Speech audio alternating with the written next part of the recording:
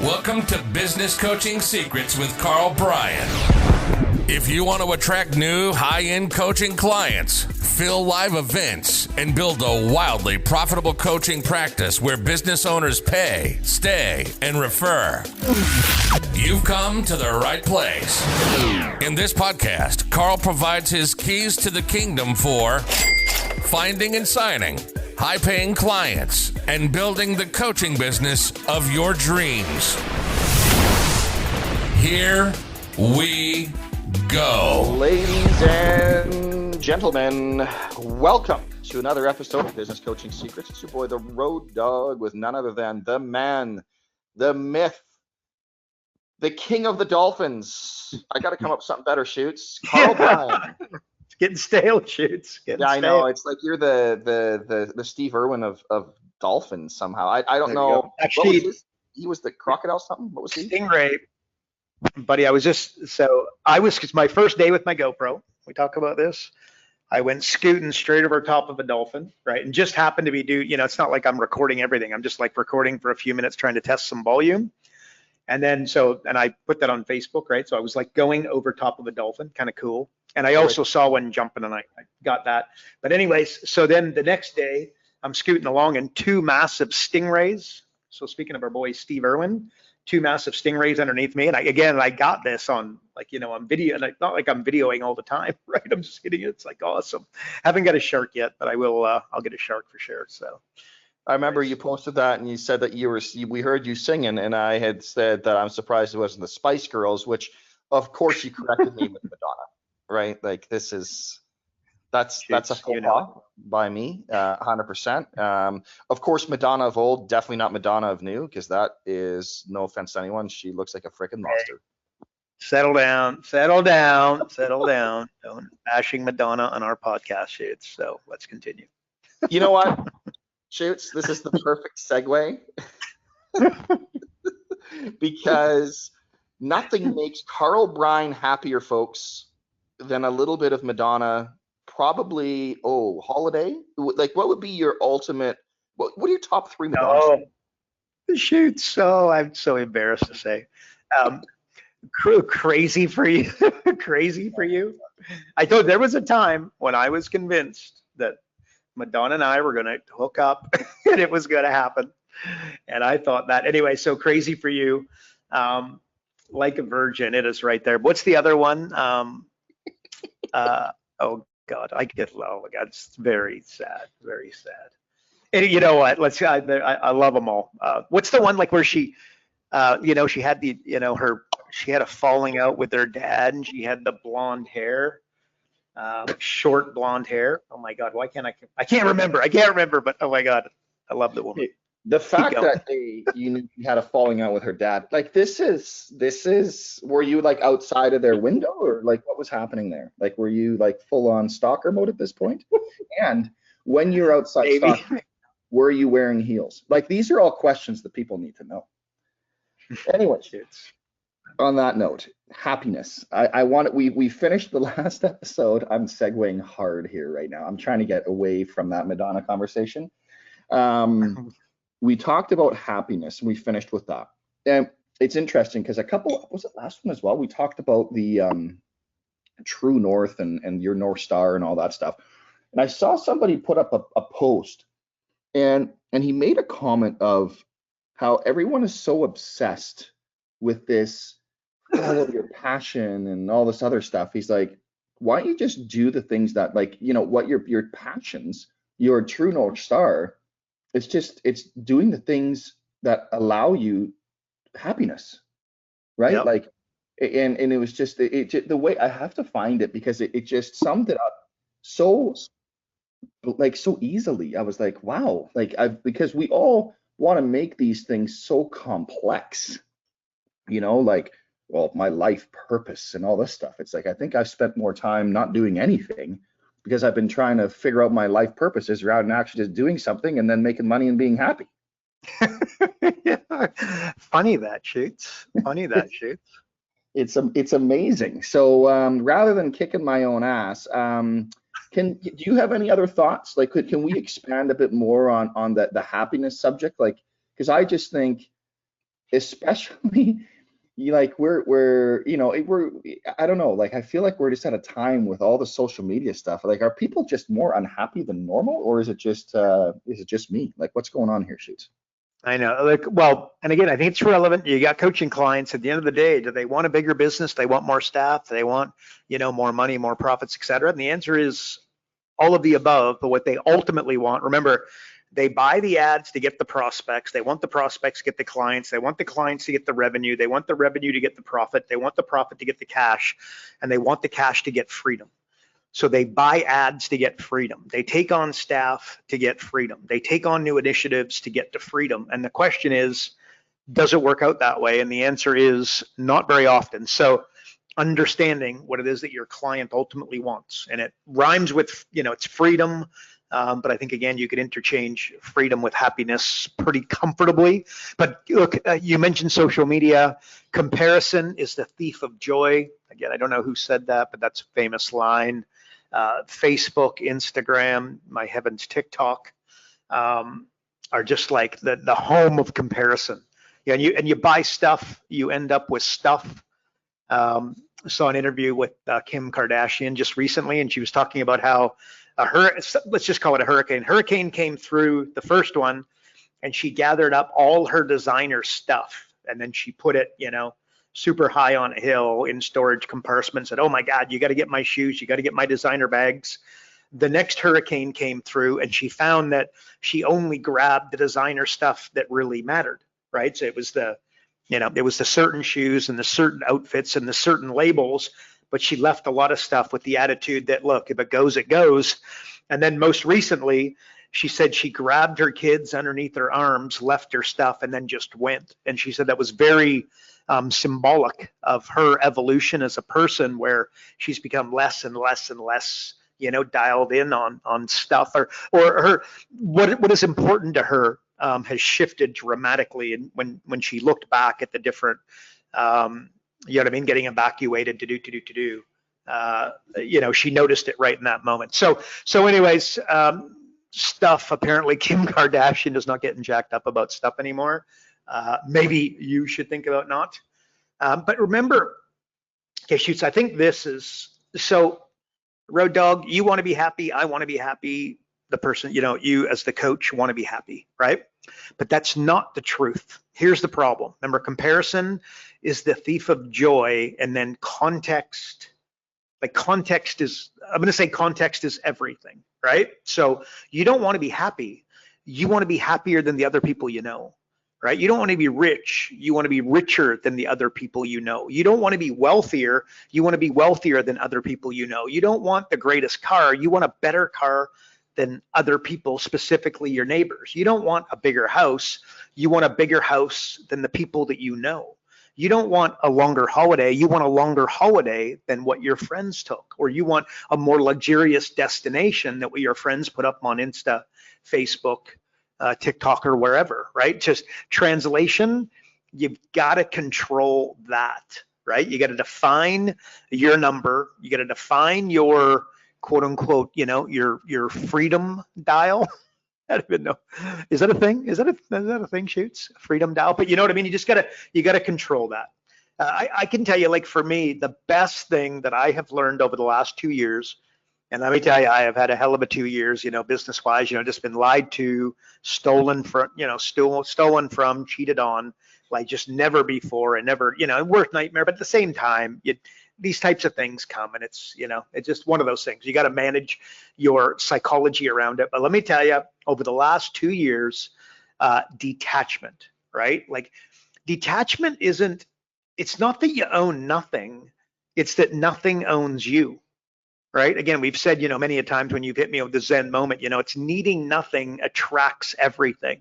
When I spoke in Cancun last year, over every, up there, talking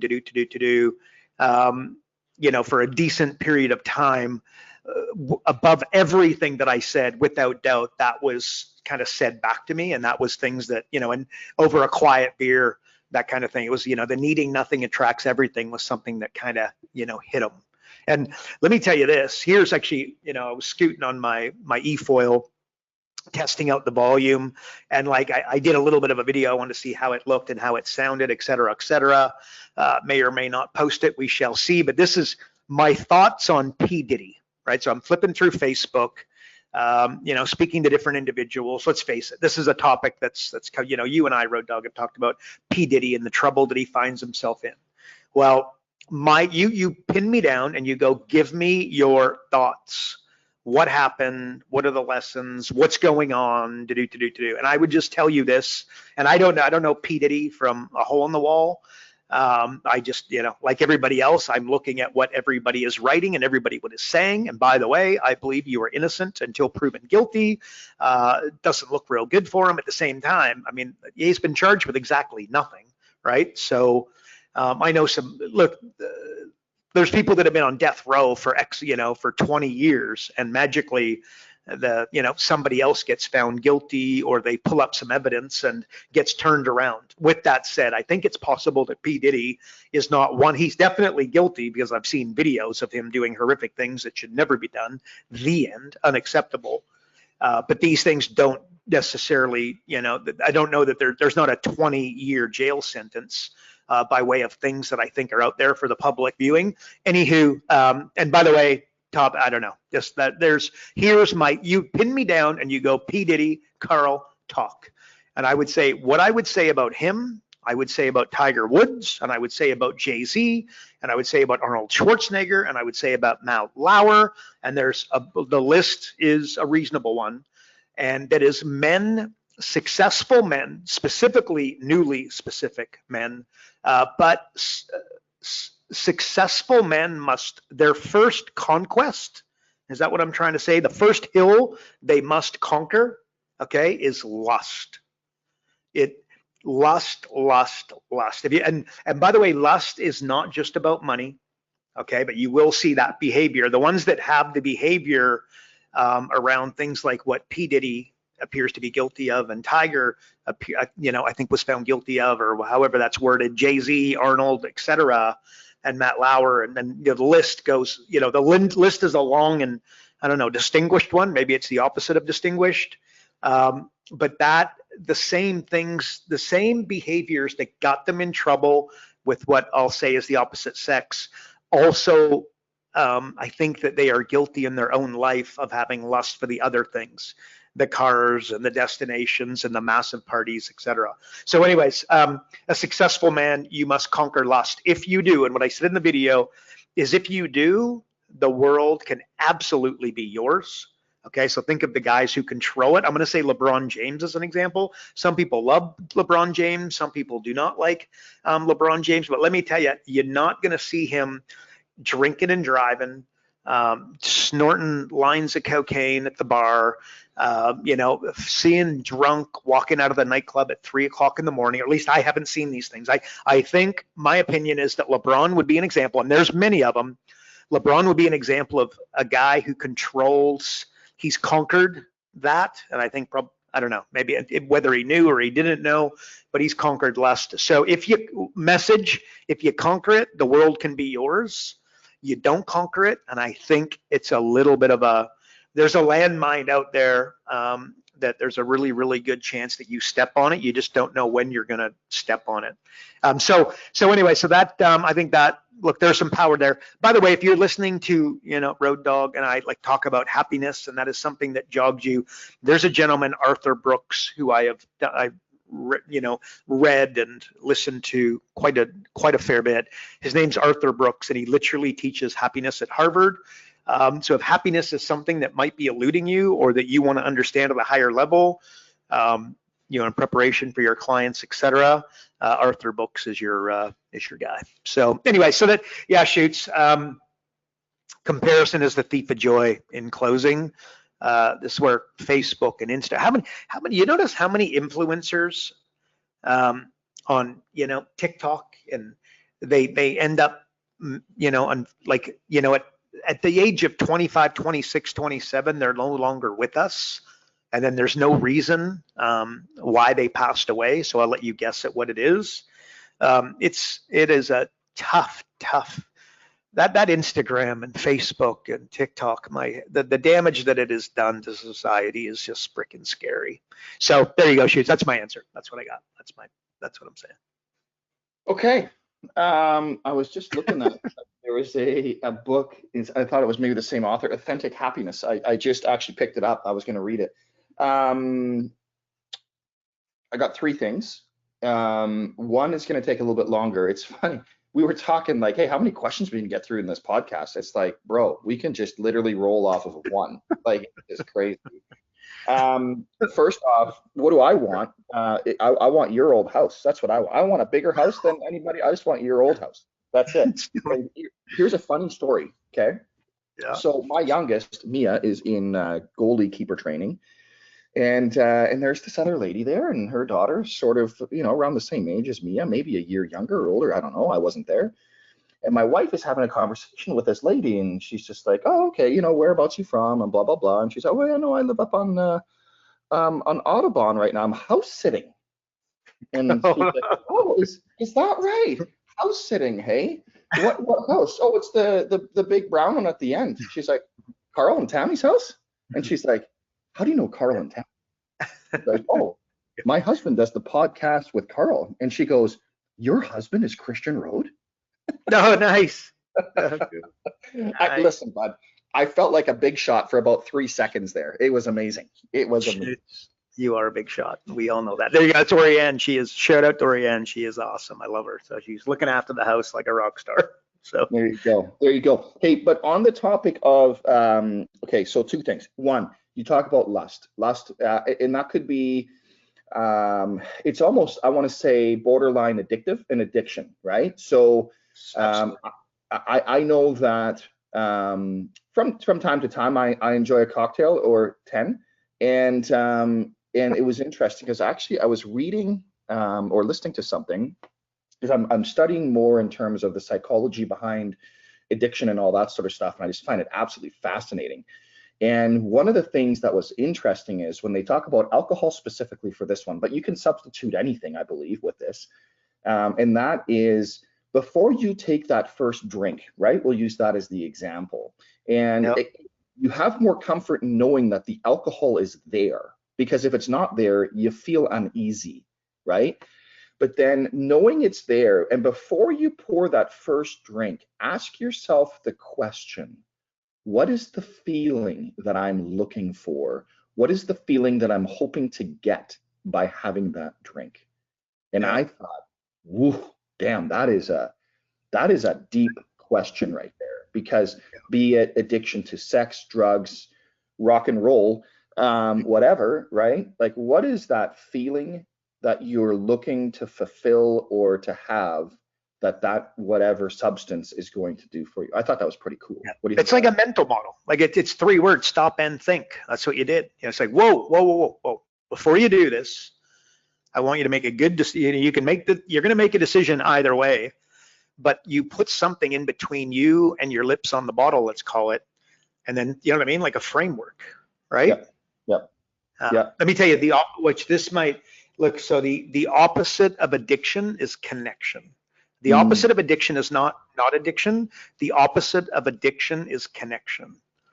I think so what I'm going to say that, you know what I mean, what somebody in the example that you just gave, and the feeling that they're looking for is going to be bottled up in some way, shape, or form. Connection, which, by the way, connection with yourself is often, like, depression is basically the reason people get depressed and stay depressed and want to be kind of like, it serves them. Depression is actually a really, and by the way, I don't want to minimize depression. I'm not minimizing depression, and you need to speak to people much, much smarter than Road Dogg and I to cure yourself of depression, because it is real, right? I'm not minimizing depression as I say this, but I will tell you that there's a good percentage of people, and I've had I don't suffer from depression, but I have absolutely had my periods where, you know what I mean, I fell into depression, you know what I mean, for a period of time. It is connection with yourself. And that, frankly, can feel good, especially when you don't feel connection from someone else, i.e. your spouse, your kids, your best friend, your loved ones, your family, etc. But the opposite of addiction is connection. So if you have somebody in your life who is addicted to something, whatever it may be, the best thing that you can do, but I also understand that it can become so hard, and only becomes harder, is to connect with them, how to sit down and have a deep conversation about them and how they're feeling, etc., or just about life, or about the war, or about, you know what I mean, like the World War II, or something that they want to talk about, right? But opposite of addiction is connection, Shoots. Yeah, and I was going to say two things on that too. Is if anybody has any issues with addiction, I'm not sure. I think you saw it. I posted. A buddy of mine is they run an addiction center in Orange County. Check Christian Road on Facebook, and he's got a free online program that he's beta testing right now. So if anybody is struggling with addiction, please, Mark is the man that can help you out there. And it's sometimes, dude, it's not even depression. I've said to myself before, it's like, geez, I wasn't depressed. I was just broke. It's funny how that works too. Sometimes it's like, in that it's funny as you now say it's that connection to self. I guess I was feeling depressed because I was broke, because broke is not how I view myself. So I'd lost connection with myself. Oh, boom. They're exactly. Yeah, there's, yes. I'm going to say this. So, okay, what you just said. So there's a picture that you have for your future that you're either moving towards or not moving towards. And there's remember the movie Back to the Future, right? Michael J. Fox, etc. And there is a very symbolic moment where he's got a picture, and what's happening is his family's getting erased. You know what I mean? The photo's getting erased over time, the further and further and further he gets away from, being able to, make, you know what I mean, to connect the dots so that the future could maintain, still be consistent with the future. What am I trying to say, right? So that the movie worked, right? The flex capacitor. Wait, look, Shoots, you know that. Every time my car breaks down, it's just the flex capacitor's gone again. Anyway, so, but that, so you've got your picture of your future, and then you've got your present self. And the bigger the gap, that if you feel like you're not moving towards it, you're moving further away, as in the picture getting erased, that would be the definition of anxiety. And many, not that, actually, no, that's not it's not the definition of anxiety, but most certainly that will bring on anxiety for the average bear. But yes, that's a challenge, mate. So now, the last curveball I'm going to throw at you, Shoots, and because it's funny, I was reading, you know him as well as I do, Jason Hornung. You know Jason. Yeah. And he put up a really solid post, and I got his email on it as well. And he was talking about how for years and years and years, he was stuck at an income level for 10 years, working 60 to 80 hours a week, barely just paying the bills and just struggling. And he said it was all because of, as he put, I grew up on the edge of poverty. Nobody in our family had money. People who had money were evil, and money is the root of all evil. And that limiting mindset kind of did that. So now we talked about the lust and the obsession for, but now I want to look at the exact, we're going to look at the opposite end of this and go, how the limiting belief, because I still believe for myself, I struggle with that a bit. So that's why I'm so curious on this, is because what is the opposite of that, where you unknowingly self-sabotage yourself, and how do you cure yourself? Because as we just stated, oh my God, it's lust. These are all bad, right? Yep. Making money lusting for money is bad. How do we not pigeonhole ourselves into a limiting belief that then handcuffs us to a much reduced lifestyle and happiness quotient than we really deserve? Yep. Okay, got a couple of answers here for you. One is self-sabotage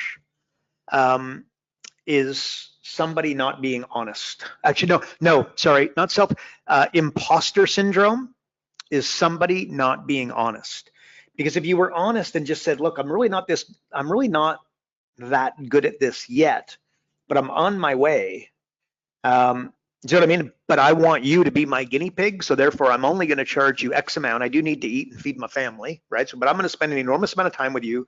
But what I'm going to be doing when I'm working with you is I'm going to be sharpening my saw as much as anything else. But the difference is that, the other folks are so busy that you're hardly going to get any of their attention. With me, you're going to get almost all of my attention because I don't have any other clients to work on, right? So the moral of the story, that the imposter, which business coaches suffer from wildly, right? Hear it all the time. You've got to be straight up and then honest, right? But then the self-sabotage comes when you have an identity which is around freedom and time with my family, time with my wife, time with my kids, going on vacation. But then as you get closer and closer and closer, you feel like you're getting further and further away from that. So what do? You self-sabotage it, right? And by the way, remember, it's not the love of money that is the root of all evil. It is the love of money, which, by the way, we just talked about, and it's lust, right? So when you lust, so let's just change the wording. When you lust for money, you're in trouble, right? Because again, lust for the results that your clients get as a result of working with you, which, by the way, could also have an unhealthy component to it, because then you'd be working too hard with too few and then not getting anywhere. So this would also need to be controlled. All things in moderation, right? You want to drink a little bit of booze, but don't drink too much booze. You want to smoke some weed, which personally, it's just not my thing, never been my thing. But you know what? God bless you. Smoke some weed. You start smoking weed every day, multiple times per day, too many times per week, too many times per month. When it's inappropriate, when you're spending time with your kids, it's spending time with your family, etc., it becomes a problem. So all things in moderation. So, but yeah, and I want to make sure everybody's understanding that what we're talking about here, I'm working with my coaching clients, understanding some of these 101s, because what do they say? They all say, it's like, if you're going to help a daycare as an example, you say, what are the hot buttons of your clients? With 100% certainty, 80% of the time, if not 98, they say price and they say location. Why? Because when somebody calls the daycare, guess what their legitimate first two questions are? Where are you? How much is this going to cost? That the billionaire would ask that, the multimillionaire would ask that, and the person that's struggling to pay the bill would ask the same two questions. It's kind of a 101. The question is, that really what the buying criteria of the ideal client? And let me tell you, the answer is categorically no. What is the buying criteria? The person, dad does not make the daycare decision. Okay, and I'm going to go 90% of the time. Okay, mom makes it, so don't talk to dad, talk to mom. What is mom's hot button when she's dropping off her two kids at your daycare? And the answer is accountability by a lot. But it's my job as the person that owns the daycare to bring accountability to the surface versus just have it as this undercurrent. You know what I mean? Like knowing that that's her hot button, but then not addressing it, that's a terrible idea. So how would you do it? If I owned a daycare, I would implement a web watch, and I would put that, like a web watch in the main area, and mom and dad could log on the internet. They're missing their kids wildly. They could pull over on the side of the road, whip open their iPad, log on to the web watch and see their kids playing with the other, socializing, playing, getting attention, reading, hanging out, doing whatever they're doing in the main common area. You know what I mean? So like if we are willing to allow you to watch us care for your kids all day while you're not there, you'd like to think that, you know what I mean, that these kids are really going to be well looked after. And you know what I mean? Anyway, so accountability is the hot button, right? So when you're dealing with your coaching clients, what do they say? I want more. I told you, they buy ads. They buy the ads because they want the leads. They want the leads because they want the clients for the revenue for the profit for the cash, the cash for the freedom. And the problem is it doesn't get them towards freedom. So what your client actually wants is freedom. And then they've got these little things like imposter syndrome, self-sabotage, lusting after things like money, cars, houses, watches, etc., that is unhealthy. So you got to help them manage all of that stuff in order to get to the result, which is a bigger business, a more profitable business, a business that cash flows at a higher level with greater margins. Because I think what I just defined there in that last little bit is closer to freedom than what they might think, because they're associating the Rolex with freedom. And I don't know. I think there's a level of status to that they feel like they're portraying an image of freedom. Go back to comparison is the thief of joy, right? So they think that having the fancy watch or the fancy car or the fancy house is going to make them, you know what I mean? Like get them closer to freedom, when in actuality, it gets them further away. So anyway, shoots, that's my answer. That's my thought. What do you think? Well, you just gave me some new ad copy ideas. Like it's just, well, you really did. It's so interesting, right? Because it's like when you look at it, okay, so if there's any digital agencies listening right now, I hope you just heard what Karl said. Because if you think they're just coming at you to get 2, 3, 4 times ROAS, like no. It's not about ROAS. It's not about your return on ad spend. It's about their life. It's about them being happier. I just saw somebody else post this. We're getting away in our marketing. It's coming back to having a simpler, easier, and happier life type business, because everyone's burning out and burning up both ends, and it's just getting really freaking old. So they're not coming at you agencies for that latest Facebook hook, you know. They're coming at you because they want a better business. They feel that they need to make more money. And if you can also solve that problem, yes, you can do that. So, and if you want to learn how to do that, go to focus.com or hit me up on Facebook and I'll show you how you do it at focus.com and we'll get that done. Anyways, even the dogs are barking. They're excited on this one. My wife's not here. I'm like, oh, I'll do it in here today. There, all good. There you go. Fifi. Shout out to Fifi. I want to drop one last thing here. And it's so funny. It's so funny, folks. Like, I swear to God, I'd like to believe I'm a super smart guy, right? Like I do. I believe that at times. And other times I'm like, I am the dumbest person on the planet.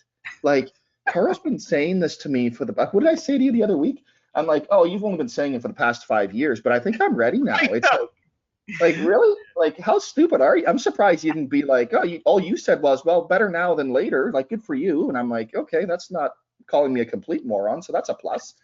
So anyways, speaking of advice that you continue to drop over and over and over 50 million times, is what's some advice? Because again, when the student is ready, the teacher will appear, as they say. What is some advice that you've dropped on everybody 50,000 times? You really want to make sure that you cement this in their head. Okay, so that the question is, what am I saying over and over again? And yeah, like if you, some of the advice that you continue, you're like, look, just understand this. And I know, and you and I both know that maybe by you saying it today, or somebody listening to it second or third time, they'll be like, oh, got it, right? And then they'll get it. So what's some of that sort of core advice for you? Nice. By the way, Papa Don't Preach. Here's the song. Oh my God. The Madonna song. There it is. I wouldn't have been able to sleep. Truthfully, I may or may not have Googled it while you were talking because it was driving me nuts. But anyways, okay. All right. Look, okay, you're working with a new client. Okay, so you just got to make sure we're talking directly to a business coach working with a client, and they, some little bombs that I think might help. Okay, first of all, very seldom will you work with a client who's not looking to jack up their lead generation. That would kind of be a 101. If they've been in business for longer, I'm going to say for 3 years, ask them when they got started, the number one form of lead generation they used to get going. Okay, and then they're going to tell you, they're going to say, it was this particular ad, the radio station, it was cold calling, it was going to networking function, it was direct mail, it was whatever. Okay, whatever it is, I bet they're no longer doing it. Okay, what do you do? And by the way, what was the second best thing that got you going? What was the third? Oftentimes they're not doing 1, 2, or 3, because what they'll do is they say direct mail was what they used. Well, and then the radio ads all of a sudden turn on. Well, they turn direct mail off and then do the radio, and then they turn the radio and then they do the you know what I mean, the door knocking, and then they do the door, you know what I mean, like they turn one off to do the other as opposed to do them simultaneously. And I probably don't need to finish what I'm about to say, but like doing them simultaneously, it's like owning real estate. You don't make any money if you own one house, because you own one unless you're going to downsize, downgrade, right? So you need to own 2 houses to really be able to get the bump. right? So basically, they need to be running some lead gen activity simultaneously. What was the one that they used to get going? They're no longer doing it. Get them to re-engineer to just start that again, and they'll be off to the races. That's real simple 101. Can't begin to tell you how many times that has worked. I'd be amazed if it won't work for you and your client that you're about to work with or currently working with. Another thing that I would do if I was working with a client is I would go to them and say, what were your revenues? And they say $1 million last year, gross revenues. I go, okay, which 20% of the clients spent 80% of the money? Where did, like the 20% of the clients that the 800 grand came from, who are they?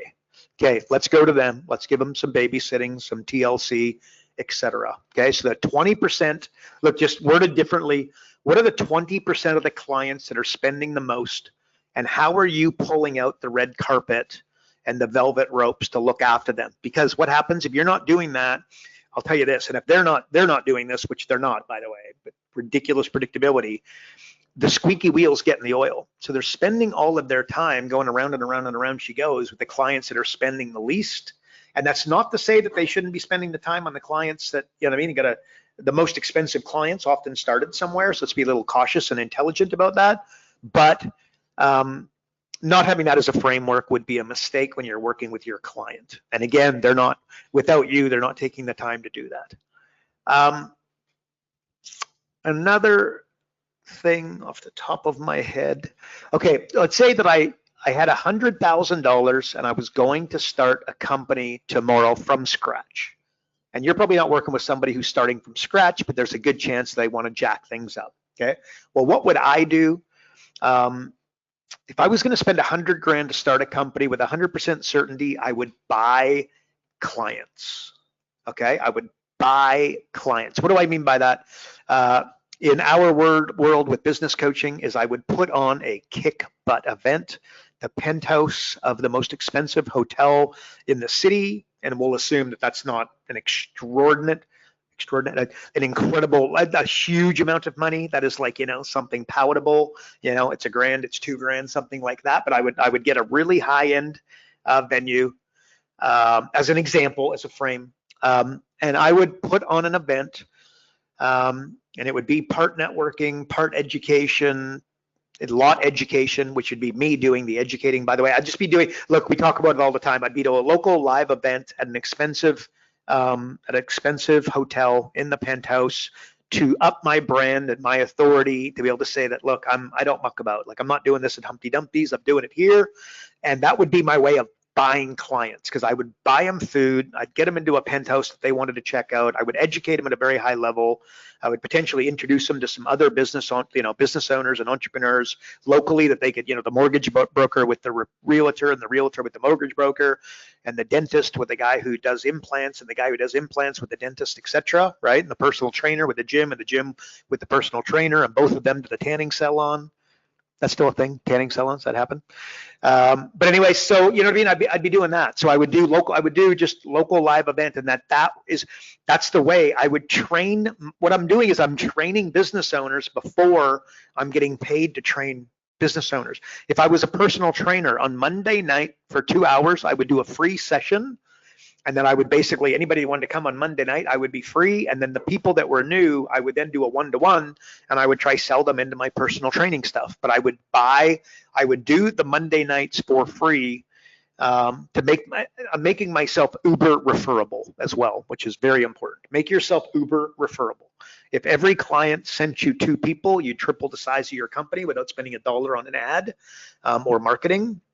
So buying clients, that's just, if I had an advertising medium, let's just call it a magazine, okay, which I have one.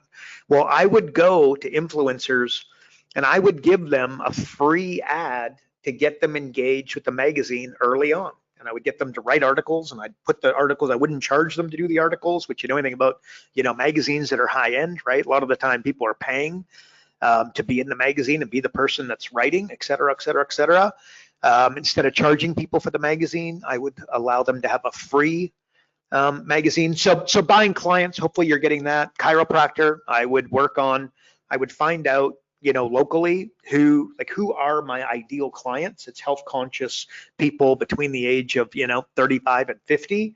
Okay, well, I would be willing to adjust their back for free. And I would do a back talk on Thursday night where I would educate them. And again, offer them a free adjustment, and then explain to them that they should be coming to me every single week. You probably heard my rant on anti-aging, wrinkles, Botox. Look, that's great.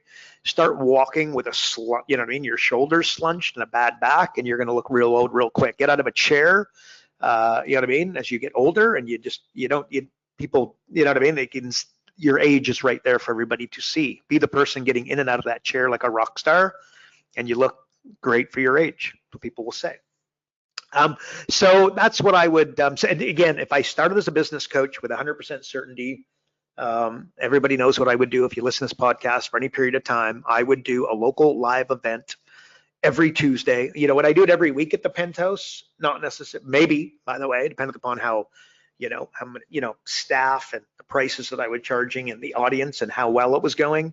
But at the end of the day, I would go to the Chamber of Commerce probably, because it would just be so much easier, and put 10 people in a room every Tuesday at 7 a.m. And referrals would be, again, my North Star wouldn't be the money, wouldn't be the appointments, although that would be important. And that's how I got paid. And that's how I pay for the event. And that's how my business works.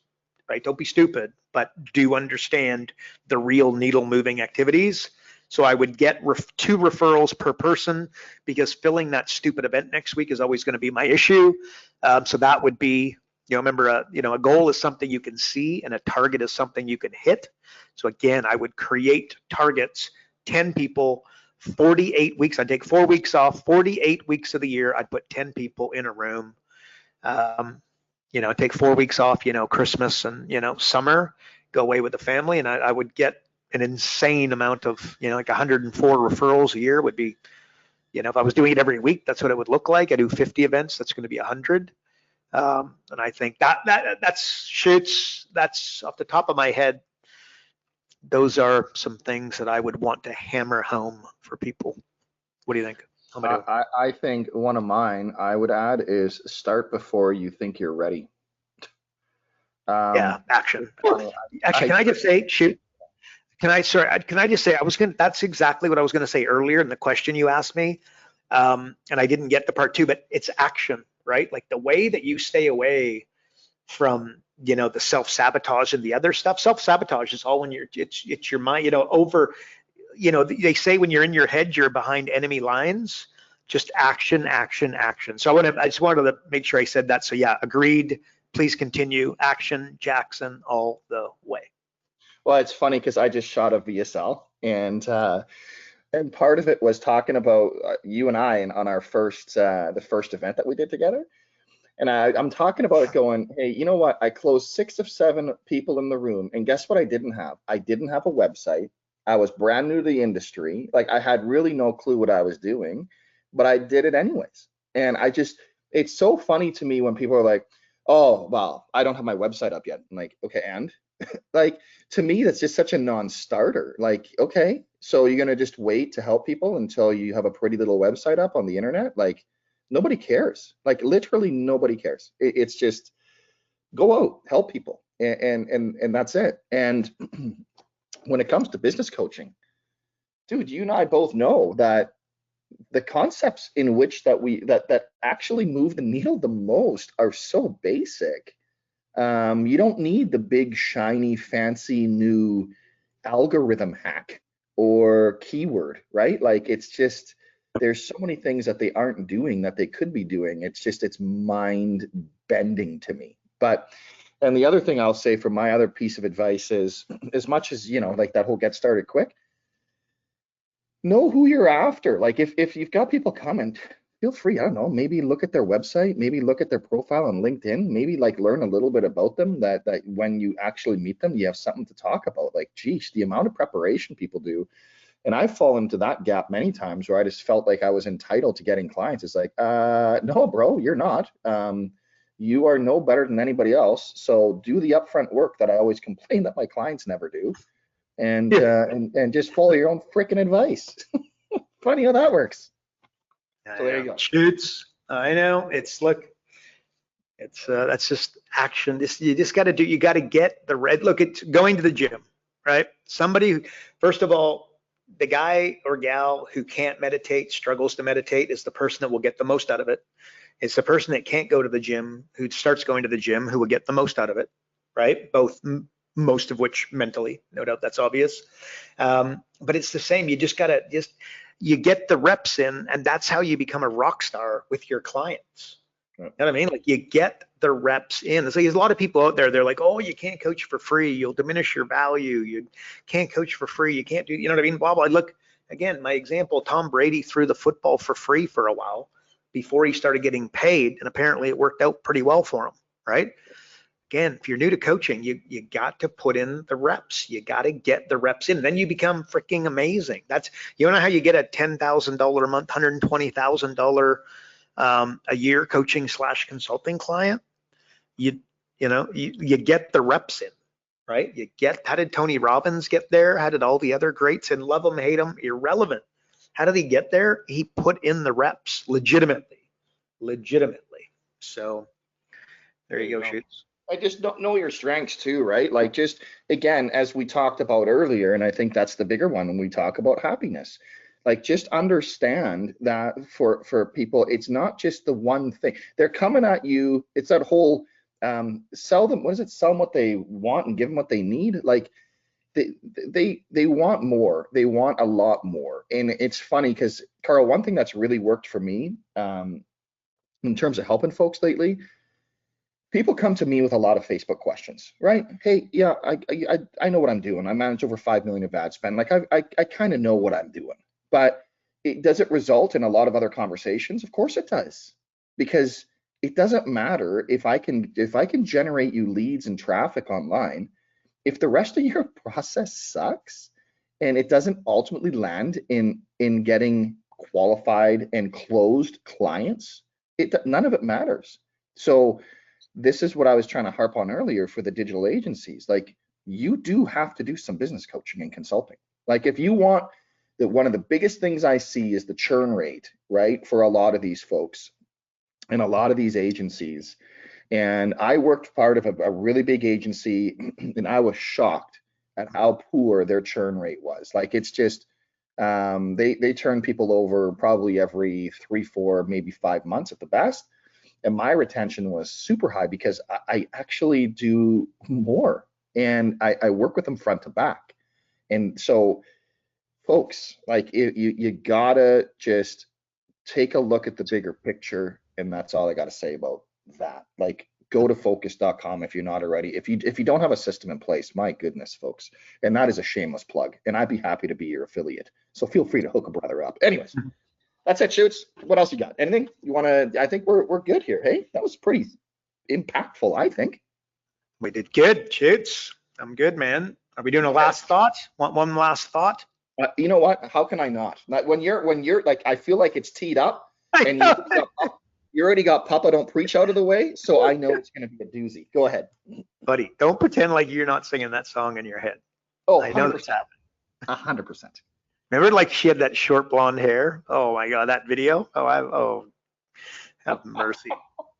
I love that woman. You have those pathetic, ladies and gentlemen. Anyways, comparison is the thief of joy. Is my final thought I wanted to get out. Totally, like, it's just so. Like I said, over the last 2 years, what I have learned about myself and, through myself, blah, blah, blah, blah, blah.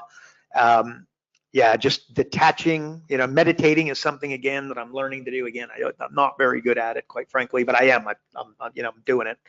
But it does not come naturally. I do find reading Stoicism is like a meditative experience for me that, frankly, I enjoy a little bit more. Kind of what Arthur Brooks would tell you is you got to get small. So at nighttime, just kind of lie on remember when you were a kid, you lie on your back and you looked up at the stars? Arthur Brooks would tell you that that's an example of making yourself small.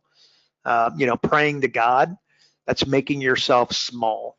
So you're just being vulnerable. You're just like, you're just a little, at the end of the day, what's going to happen? Like, nobody's getting out of this joint alive, right? Including Steve Jobs and Charlie Munger, etc., right? Late greats.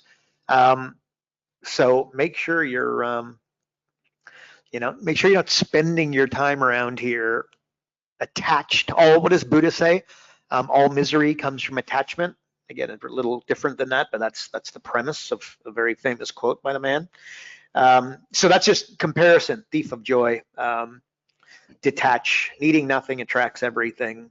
I think that's really powerful. But spending too much time on Facebook, Instagram, your kids spending like device addiction. I gotta tell you, you want to know a great look. First of all, gambling. There should never be a gambling app on a phone ever. Please, please, please. If your children if you or anybody you know has that, please just delete it. Nothing good is coming out of having a casino in your pocket, especially for the young men. My heavens. That device addiction. Oh, you want to see that device addiction? That's going to be, that's not going to be good. Not going to be good. So anyway, so just controlling all that stuff. How do you overcome device attachment? You get on without it. But because you say I bet you'd say this to yourself. People talk about getting chips implanted, and then what do you say? Oh my God, I would never do that. I would never get a chip implanted. Oh my, are you kidding me? That's nuts. Well, here's what I want you to do. I want you to put your phone down, and I want you to walk to your car, get in your car, and drive away. Here's my question.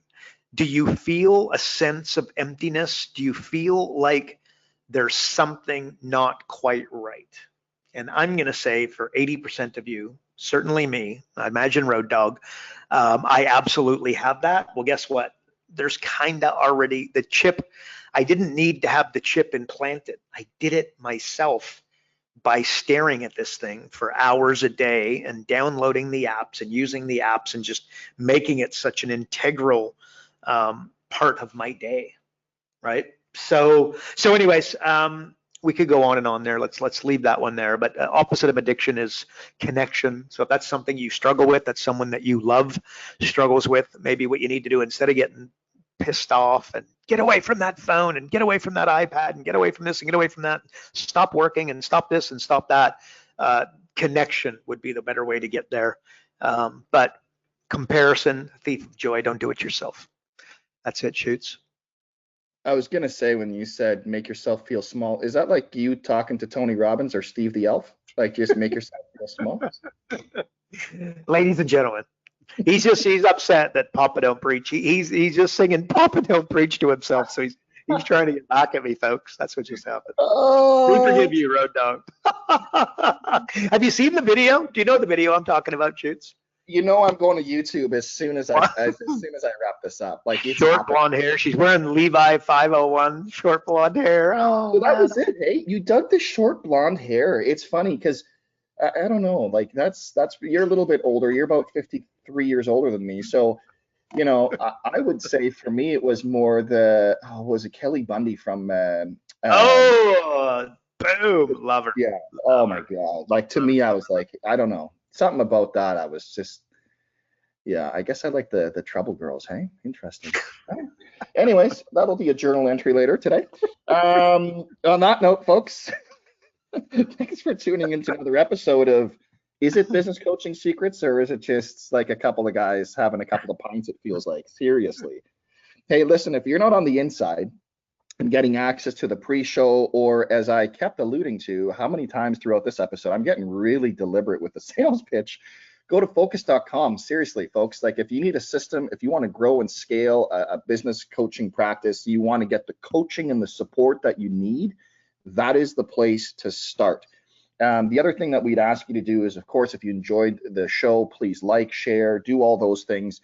As we want to have as big of an impact as we possibly can. So please do that.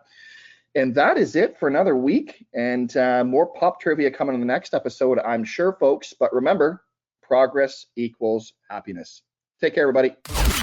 Karl Bryan built Profit Acceleration Software 2.0. So as a business coach, you'll never again have to worry about working with business owners that can't afford your high-end coaching fees. Check us out at focused.com.